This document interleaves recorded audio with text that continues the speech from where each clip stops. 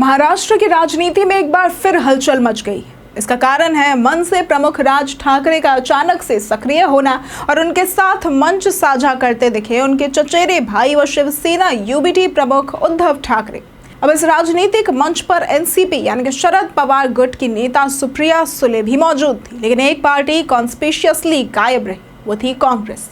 अब इसी मुद्दे पर महाराष्ट्र के पूर्व मुख्यमंत्री और कांग्रेस के वरिष्ठ नेता पृथ्वीराज चव्हाण का एक बड़ा बयान सामने आया है। उन्होंने संकेत दिया है कि अगर हालात ऐसे ही बने रहते हैं तो कांग्रेस इस साल के अंत में होने वाले मुंबई और अन्य नगर निकाय चुनावों में अकेले चुनाव लड़ सकती है। पृथ्वीराज चव्हाण ने साफ किया है कि कांग्रेस अभी भी इंडिया गठबंधन और महाविकास अघाड़ी यानी कि एमवीए की साझेदार है। शिवसेना, यूबीटी और एनसीपी के साथ गठबंधन जारी है, लेकिन अगर ये पार्टियां अपने स्तर पर राज ठाकरे जैसे नेताओं से उप गठबंधन करती है तो कांग्रेस उसमें शामिल नहीं होगी।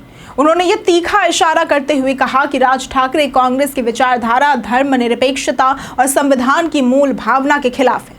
कांग्रेस ऐसा कोई गठजोड़ स्वीकार नहीं करेगी जिसमें उसकी विचारधारा से किसी भी तरीके का समझौता करना पड़े। 5 जुलाई को जब राज ठाकरे और उद्धव ठाकरे करीब 20 साल बाद एक मंच पर आए तो महाराष्ट्र की राजनीति में भूचाल सा आ गया। कांग्रेस ने उस कार्यक्रम से ही दूरी बना ली। इसके बाद जब एमएनएस का मार्च निकाला तो उसमें भी कांग्रेस के कार्यकर्ता अनुपस्थित रहे, जबकि शिवसेना, यूबीटी और एनसीपी के कार्यकर्ता उसमें बढ़ चढ़कर शामिल हुए।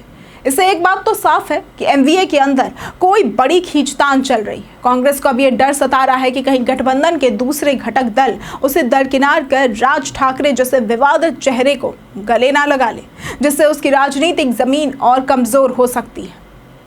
पृथ्वीराज चव्हाण ने यह भी कहा है कि कांग्रेस पहले भी कई बार स्थानीय निकाय चुनाव से अलग लड़ चुकी है और इस बार भी अगर जरूरत पड़ी तो ऐसा करने से पीछे नहीं हटेगी। उन्होंने खास तौर पर मुंबई, पुणे और नागपुर के चुनावों का जिक्र किया जो कांग्रेस के लिए रणनीतिक रूप से अहम माने जाते हैं। अब राज ठाकरे की राजनीति, उनकी मराठी अस्मिता, अप्रवासी विरोध रुख और कभी कभी धार्मिक बयानबाजी कांग्रेस के सेक्युलर स्टैंड के उलट जाती है। ऐसे में अगर एमवीए के घटक दल उनसे हाथ मिलाते हैं तो कांग्रेस के लिए वो गठबंधन टिकाए रखना मुश्किल हो सकता है।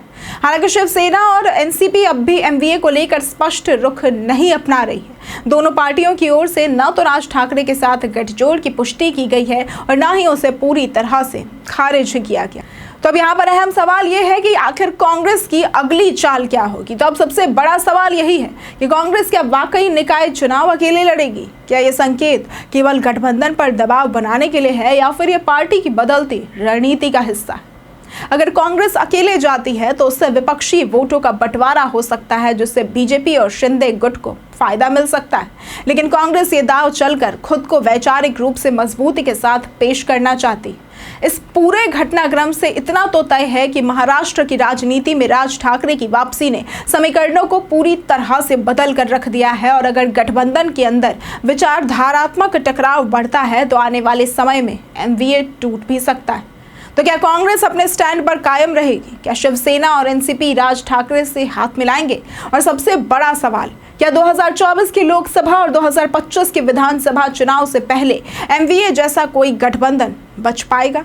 सवाल का जवाब तो आने वाले हफ्तों में ही सामने आएंगे। लेकिन क्या आपको लगता है कि कांग्रेस को अकेले चुनाव लड़ना चाहिए या फिर गठबंधन के भीतर रहकर राज ठाकरे का विरोध करना चाहिए?